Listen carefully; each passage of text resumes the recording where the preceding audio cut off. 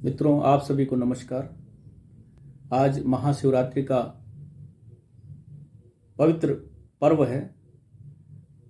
इस महाशिवरात्रि के पर्व पे आप सभी को हार्दिक बधाई एवं शुभकामनाएं। इस अवसर पर मैंने एक छोटी सी कविता लिखी है जो आप लोगों के सम्मुख प्रस्तुत करना चाहता हूं। कविता का सारांश है कि जैसा कि आप सभी को विदित है कि मां सती के अपने पिता दक्ष के यज्ञ में आहुति देने के उपरांत भगवान शिव तपस्या में लीन हो गए। इसी अंतराल में तारकासुर का जन्म हुआ। तारकासुर ने घोर तपस्या की और ब्रह्मा जी के वरदान के उपरांत उसने पूरे तीनों लोक में आतंक मचाना शुरू कर दिया। उसे वरदान अमरत्व का वरदान था और साथ ही ये भी ब्रह्मा जी ने कहा था कि भगवान शिव के द्वारा उत्पन्न पुत्र से ही तुम्हारा वध हो सकता है।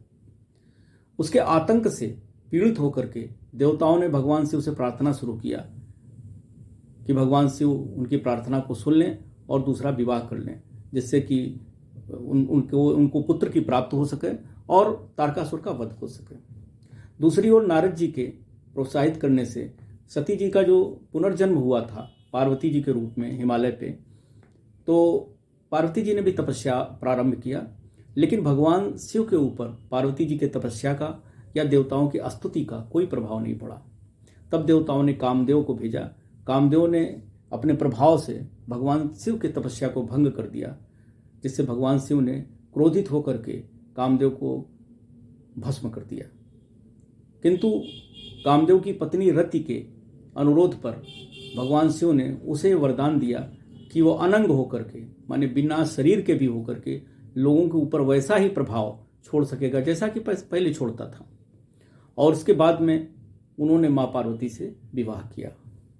ये छोटी सी कविता आप लोगों के निरूपण के लिए प्रस्तुत है कि आज महाशिवरात्रि बने थे दूल्हा भोले शिव शंकर, देव मनुज कल्याण हेतु त्यागे निज तप को बाघांबर।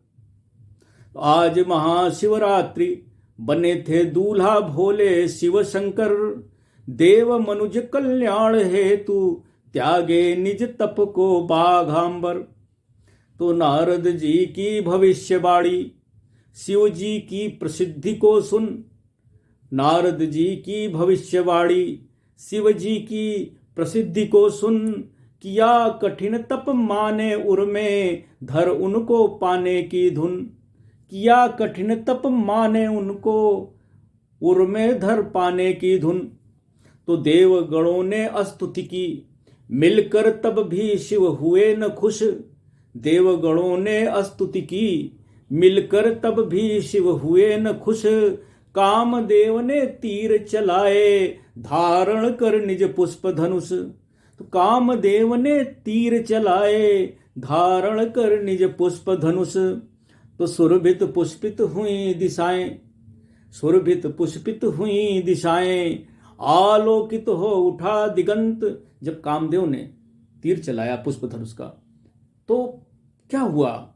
भगवान शिव की तपस्या तो भंग हुई ही, लेकिन पूरे सृष्टि में क्या हुआ कि सुरभित पुष्पित हुई दिशाएं, आलोकित हो उठा दिगंत, परिवर्तित परिदृश्य हो गया, प्रेम प्रसारित हुआ अनंत। परिवर्तित परिदृश्य हो गया, प्रेम प्रसारित हुआ अनंत। तो हुआ व्यथित जग नभथल, असमय सबके लगे फड़कने अंग। हुआ व्यथित जग नभथल, असमय सबके लगे फड़कने अंग। और कामदेव के इस प्रयास से शिव की हुई तपस्या भंग। कामदेव के इस प्रयास से शिव की हुई तपस्या भंग।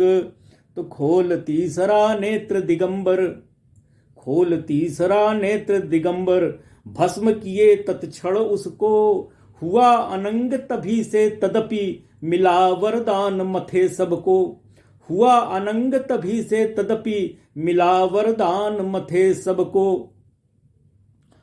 तो शिव की चली बारात, उसके बाद क्या हुआ कि शिव की चली बारात अलौकिक, भूत पिशाच चले विषधर। शिव की चली बरात अलौकिक, भूत पिशाच चले विषधर। खग मृग ब्रह्मा विष्णु देव, करते गायन नर्तन किन्नर। खग मृग ब्रह्मा विष्णु देव, करते गायन नर्तन किन्नर। तो हुआ विवाह, लक्ष्य था उनका। भगवान शिव, शिव का अर्थ ही होता है कल्याण करने वाला। भगवान शिव कहा जाता है कर्पूर गौरम करुणावतारम, करुणा के अवतार हैं, कल्याण करते ही हैं, इसलिए उनका नाम शिव पड़ा हुआ है। उन्होंने जब समुद्र मंथन हुआ था तो जब विष निकला उसमें से और कोई नहीं ले रहा था, तो भगवान शिव ने उसको ले लिया, अपने गले में धारण कर लिया, जिससे वह नीलकंठ कहलाए। हमेशा उन्होंने जगत के कल्याण के लिए, सृष्टि के कल्याण के लिए कार्य किया है। तो हुआ विवाह, लक्ष्य था उनका एकमात्र जग का कल्याण। वीर खडानन का हो जन्म, युद्ध में लें असुरों के प्राण। हुआ विवाह, लक्ष्य था उनका एकमात्र जग का कल्याण। वीर खडानन का हो जन्म, युद्ध में लें असुरों के प्राण। तो ऐसे श्रेष्ठ पूज्य भगवन शिव पार्वती को करें नमन। ऐसे सृष्टि पूज्य भगवन शिव पार्वती को करें नमन। दोनों मिलकर करें कृपा, हम सबका हो सुखमय जीवन। दोनों मिलकर करें कृपा, हम सबका हो सुखमय जीवन। आप सभी को बहुत बहुत धन्यवाद और महाशिवरात्रि की बहुत बहुत बधाई। यदि आपको हमारी कविता पसंद आती हो तो कृपया इस चैनल को सब्सक्राइब करने का कष्ट अवश्य करें।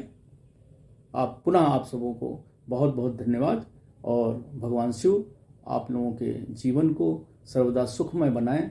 इन्हीं शुभकामनाओं के साथ हर हर महादेव, जय भोलेनाथ।